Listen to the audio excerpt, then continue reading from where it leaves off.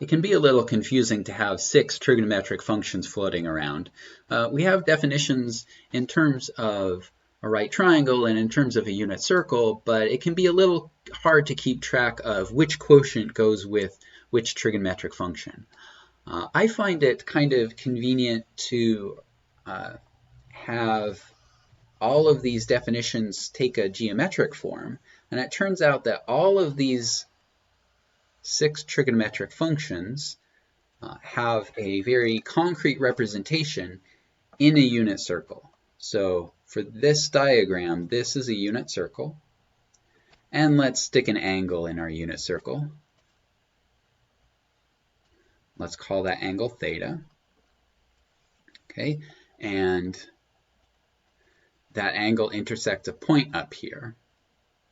Now we've seen before that the vertical coordinate of this point, if you're in a unit circle, this vertical coordinate is sine of the angle. So the geometric meaning of sine in the unit circle is it's this vertical distance.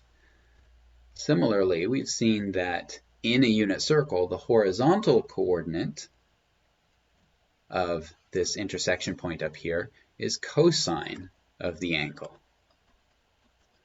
All right? And again, that's only true for a unit circle. These two we've already seen, so what about the other 6 trigonometric functions? Let's look at tangent and cotangent first. So tangent is actually the slope of the terminal side of this angle. So the slope of that line is tangent of theta. I see I wrote x down here. This should be theta. Okay, so that's a strongly geometric thing. Slope is something that we have experience with just from all of the algebra that we've done.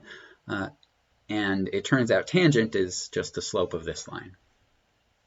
Cotangent, well, cotangent is what you get for a slope if you interchange the x and y coordinates. So cotangent is just the reciprocal of the slope. One thing about slope is it's kind of arbitrary which coordinate you put in the numerator and which coordinate you put in the denominator. So if you put your change in y in the numerator and your change in x in the denominator, that gives you the tangent type slope. And if you do it the other way around, you get the cotangent type slope. So one way or another, tangent and cotangent are both have something to do with the slope of this line. Tangent is literally the slope of this terminal side here. So what about secant and cosecant? Well, for secant and cosecant, you have to work a little bit harder. If you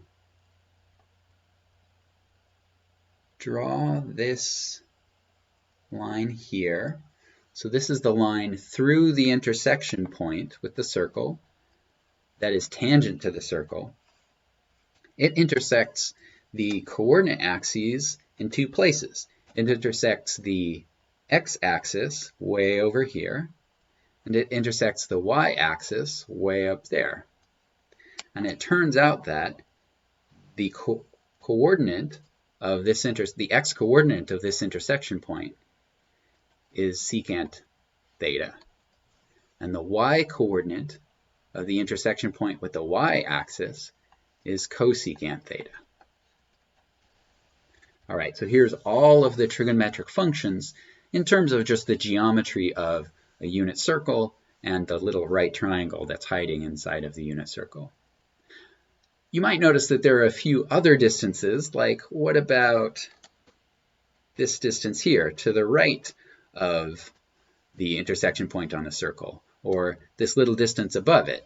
Well, it turns out these distances and many others in this diagram do have sort of historical names. They are trig functions that used to be used, but only these 6 have survived the test of history, and really it's sine, cosine, and tangent that are the most important.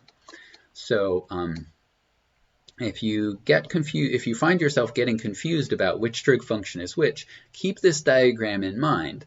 Having a visual can really help all of the quotients and all of the names make sense.